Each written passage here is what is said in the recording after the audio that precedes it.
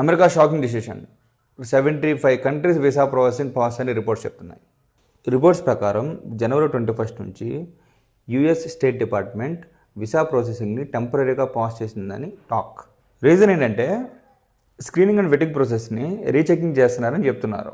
మరి ఇప్పుడేం జరగచ్చు? వీసా ప్రాసెసింగ్ పాస్ అంటే కొత్త అప్లికేషన్స్ ప్రాసెస్ అవ్వవు, ఆల్రెడీ అప్లై చేసినవి డిలే అవుతాయి, కొత్తగా అపాయింట్మెంట్ ఎవరు.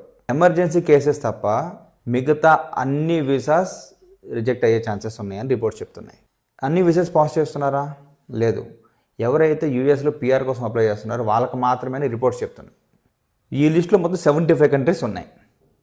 పాకిస్తాన్, బంగ్లాదేశ్, భూటాన్, నైజీరియా, రష్యా, ఆఫ్ఘనిస్తాన్, ఇలా మొత్తం 75 ఉన్నాయి. ఇందులో ఇంట్రెస్టింగ్ విషయం ఏంటంటే ఎప్పుడు పాకిస్తాన్ పొగిడే ట్రంప్, అలాగే ట్రంప్ని నోబెల్ ప్రైజ్కి నామినేట్ చేసిన పాకిస్తాన్.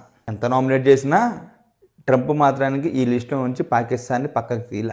వాళ్ళకి తెలుసు తమ్ముడే ప్యాకెట్ అని. మరి ఇండియాని ఎందుకు జాయిన్ చేయలేదు ఇందులో? ఎందుకంటే వాళ్ళకి తెలుసు ఇండియా ట్రస్టెడ్ పార్ట్నర్ అని. యూఎస్లో తెలుసు ఎవరిని ఎక్కడ ఉంచాలో తెలుసు వాళ్ళకి. ఎక్స్పర్ట్స్ ఏం చెప్తున్నారంటే ఇది పర్మనెంట్ బ్యాన్ కాదు, ఇది జస్ట్ టెంపరీ పాస్ అని చెప్తున్నారు. అన్నిటికంటే ఇంపార్టెంట్ విషయం ఏంటంటే అఫీషియల్ లిస్ట్ ఇంకా బయటకు రాలా. ఫేక్ న్యూస్ నమ్మకండి. యూఎస్ ఎంబసీ అండ్ అఫీషియల్ సోర్సెస్ని ఫాలో అవ్వండి. వీలు దొరికినప్పుడల్లా పాకిస్తాన్ పొగిడే ట్రంప్ ఈ లిస్టులో పాకిస్తాన్ చేర్చడానికి మీరు ఎలా చూస్తున్నారు? పాకిస్తాన్కి తగిన శాస్తి జరిగిందని అనుకుంటున్నారా? మీ ఒపీనియన్ కామెంట్ రూపంలో కామెంట్ చేయండి. Thank you.